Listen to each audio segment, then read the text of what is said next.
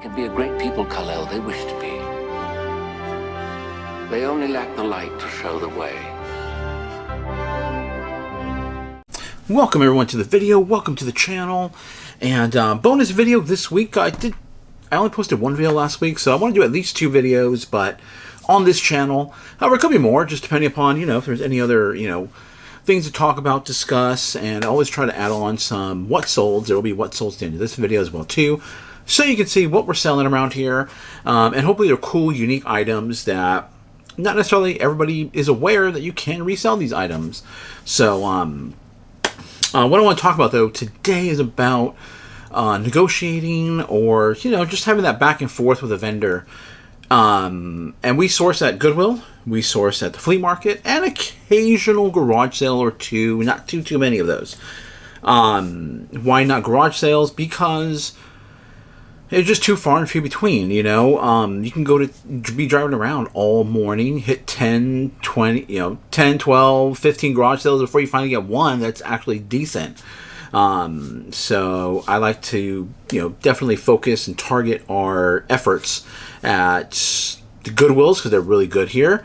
Also the flea market, because we have a really great flea market here as well too, and just get as much stuff there as possible. And then maybe if we're feeling, adventurous, we'll go out to a garage sale or two and look for some stuff. But the negotiating, definitely easier to negotiate at garage sales, in this order as well too: garage sales, flea markets, and then Goodwill. Yes, Goodwill or thrift stores, you can negotiate there, and I have done it in the past. Most recently was a Lego set, which was incomplete. They had it priced as if it was a Target item, and so they automatically price out half whatever Target has it selling for.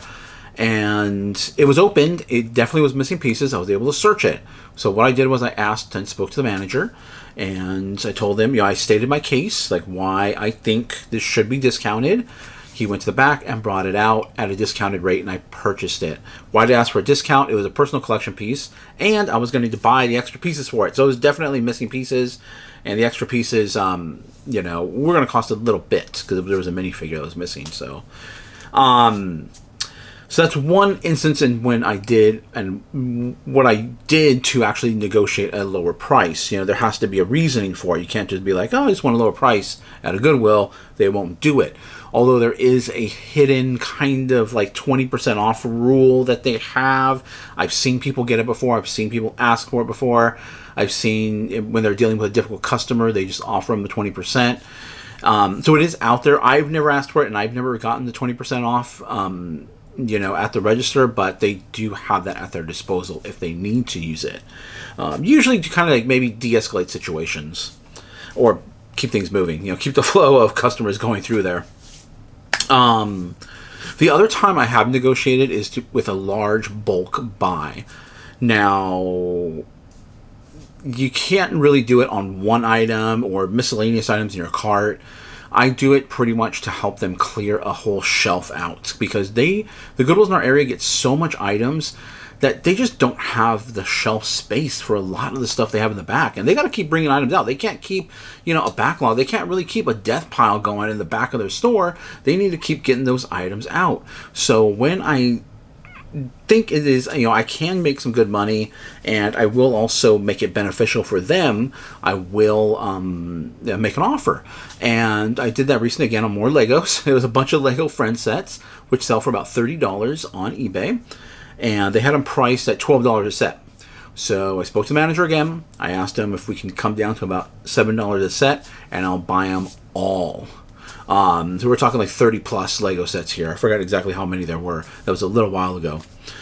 But they agreed to it, and they said, yeah, if you take them all. I've also done that with Barbies too as well. I've negotiated, and I'll be like, because I have these Barbies here, and I have, a huge, almost a palette of more Barbies out there, and they're all about the same. So if you take them all at this, if I give you this price for these, will you take the rest that are in the back? And I said, sure, I'll definitely do that. So you have to kind of take, it's kind of like taking the good with the bad, although everything was good. So I try not to put myself in situations where I have to take the bad stuff as well. At least it's all sellable merchandise. So that is another way to get a better deal at Goodwill. of course, it has to be beneficial not just for you, but on the opposite side as well too. Garage sales. Now, I don't go to too many garage sales. I don't really negotiate too much at garage sales. I don't go to too many. But garage sale, the tactic is to bundle items up. If you're buying just one or two pieces here and there, it's not really going to be beneficial to the person to lower the price unless, again, you can get more out of there. Having a garage sale to clear stuff out. Remember that. On estate sales, to clear stuff out. Estate sales is a little bit different because they're also trying to make money for their customer as well too. So you might have to wait till maybe the second or third day of that estate sale to try to negotiate better deals.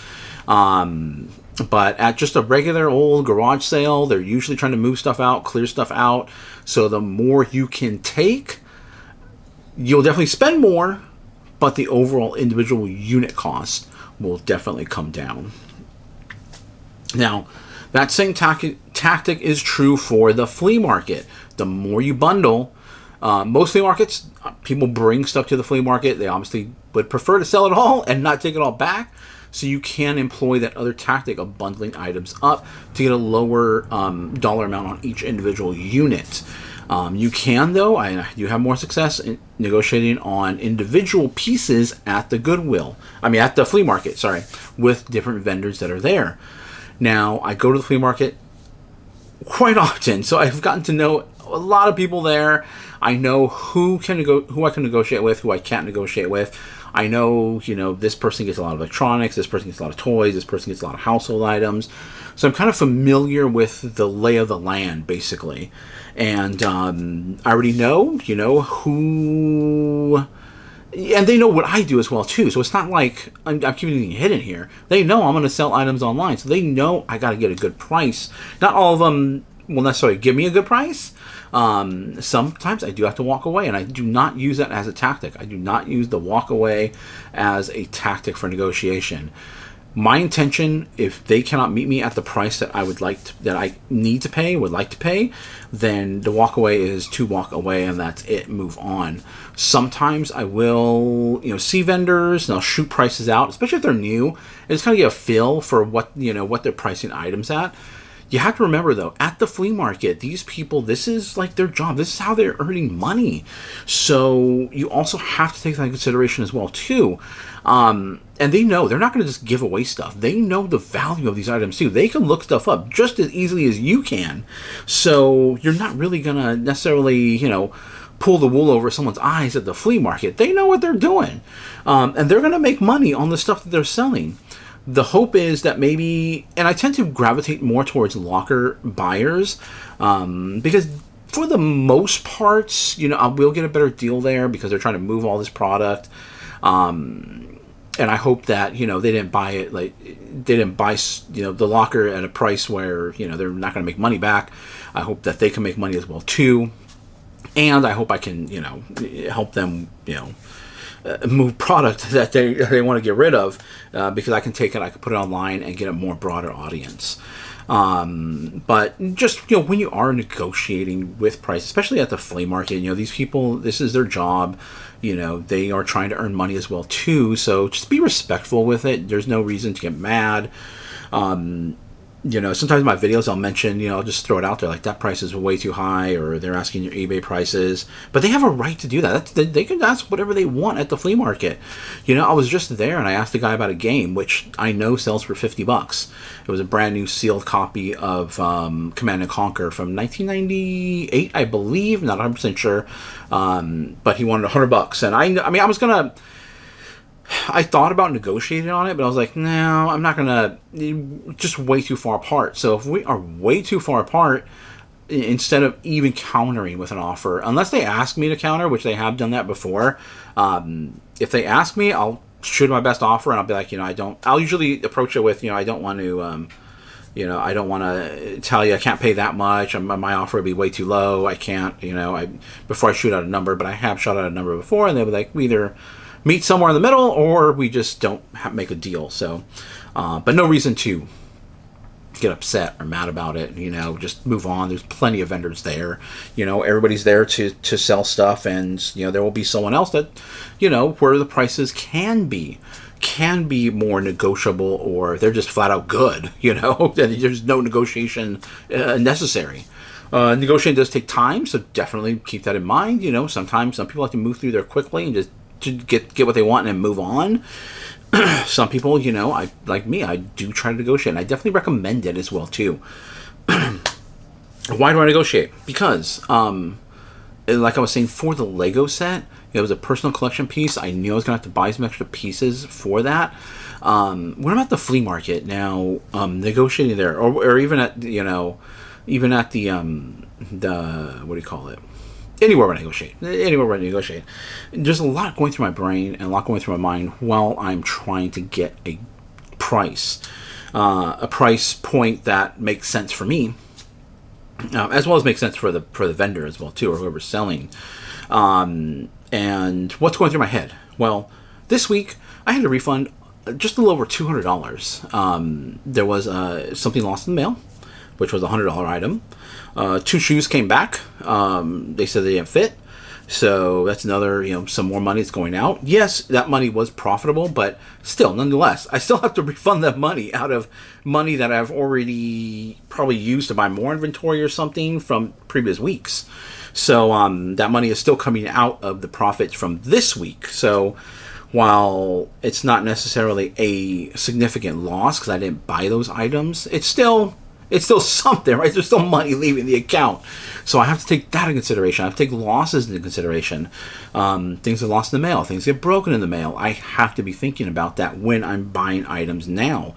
So I posted a video and I posted a short of a computer CPU I purchased for $10. Turns out it's going to be worth about $250. So you might think, wow, that's a crazy good score. You know, maybe you should give that person more money. Maybe, you know, maybe they're thinking like, dang, I can go find $250 items. At the end of the day, overall, it's not going to be $250. Well, first of all, if I sell it this week, that's basically $200. I already refunded $200. So basically, I'm going to be getting at least $50 from that one deal, because I already had $200 go out of my account, and plus fees and everything else. So maybe it settles somewhere around $35-ish ultimately. But in the long run, you know, we will, you know, make more money. You know, the $200 isn't, yeah, it's $200 is significant, but it's not the end of the day. You know, overall for the month, for the year, it's a drop in the bucket. It's not really that much. But when you're in the moment, it definitely kind of hurts. It's like, it kind of hurts when something gets lost in the mail. You know, you go through all this time and effort to source these items, and then something just gets lost or it just gets broken, you know. So that stuff kind of hurts, and that's the stuff you have to be thinking about when you're out there sourcing items, looking for items, because these big bolos will help make up for losses and stuff that you incur just from day-to-day business. So there are fees, and then I got the post office also too with another overcharging me. They sent me some sort of they sent me this mail that they're charging me an extra like $5 because this product was. They said it was like 1 pound 9 ounces, and it was actually like a 10.3 ounce item, but it was probably something wrong on their end. I know the item they're talking about. It's not almost 2 pounds. It's a little, you know, electronic organizer, and so they're charging me an extra $5. So now I got to wait to get that money back. So there's a big, it's all a delicate balancing act. So, which is why everything starts with, you know, sourcing the items and getting them at the best possible price that you possibly can. So that way you can account for all these things. The cost of boxes, the cost of, I talked about this on my other channel, the cost of boxes, the supplies that, you know, the bubble wrap, the paper, you know, and then if you have your items in a storage unit, or if you have a separate space you're renting for your business, that also, you know, you can break that down all the way to how much it costs to have that item sitting on a shelf. So there's a lot of fees that people just don't realize when they get involved in this, or when people criticize.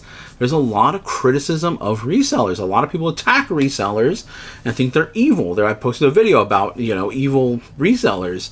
But they don't see all the other logistics that go into this and the other costs that are associated with that.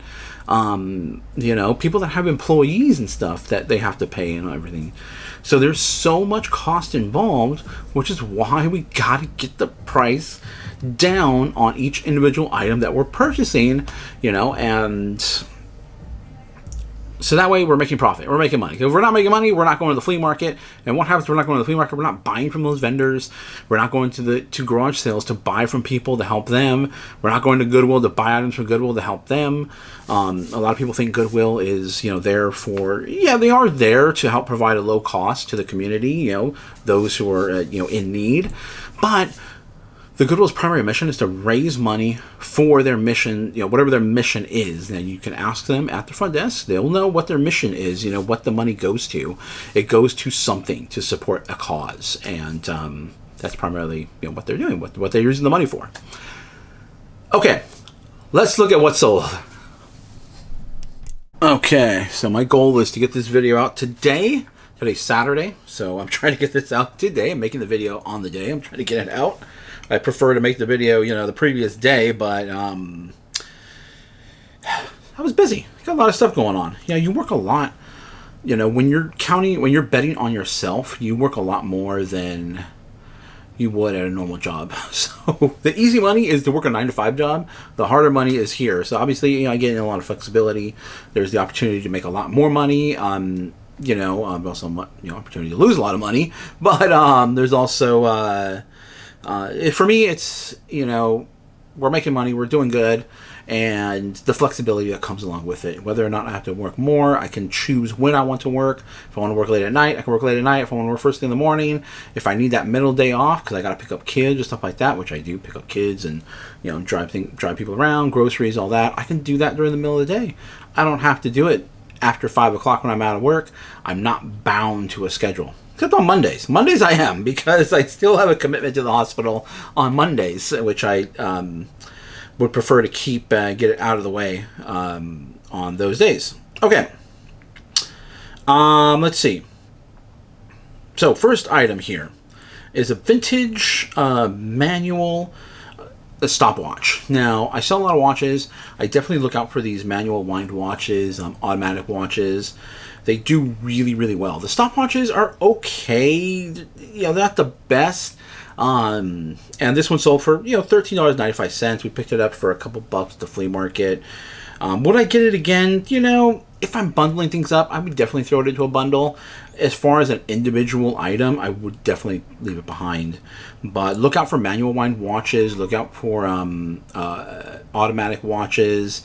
I tend to sell a lot of quartz watches, you know, battery operated watches. It does really well because typically, like automatic manual wind watches, they tend to be priced up. People tend to know what they have, and generally when I do find good deals on them, the movement is just completely messed up. It's all gummed up on the inside, not working, and then you're talking about an incredibly expensive repair job for a watch that may not be worth it. So obviously, if it's a Rolex is a Rolex, but there are many other types of watches. So cool piece. Glad it sold. We're making some money on it, and I do like those old style watches, stopwatches, and all that. It says in the title, it says anti-magnetic because it's a manual. There's no battery. There's no there's nothing electronic about it. It's all operated through gears and springs and all that. So really cool. Okay, the next one, which is a kind of a tough category or group, is vintage jewelry. It doesn't move as quickly as people think it would, even though it's really cool. There's a lot of people, if you look on YouTube, that pick up vintage jewelry, but it's a very tough niche. It's a very, unless you have your own clientele built up, unless you're a buyer for someone, it's going to be really, really hard to move these on eBay, but they do move, and really it's a lot about keywords and finding the right pieces. Christmas, you can't really go wrong with Christmas, Halloween, hitting the major holidays. I do really well with 4th of July stuff as well too. That does incredibly well. But these are really cool. Hollycraft, an earring and brooch set, $44.86 what we got for it. The rhinestones, you know, fashion. It's fashion jewelry, so it's not fine jewelry. It's not gold, silver, anything like that. It's just some sort of metal alloy, and they use rhinestones. There's no gemstones or anything on this. But still, a really cool, really nice piece. Looks a lot better in person.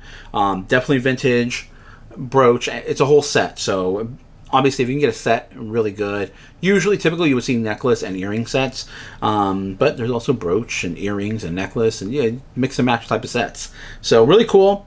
Definitely, vintage jewelry is tough, so be aware of that. It's not going to be a fast seller, but it could be really profitable. So, next item up here is getting a eBay message as well too.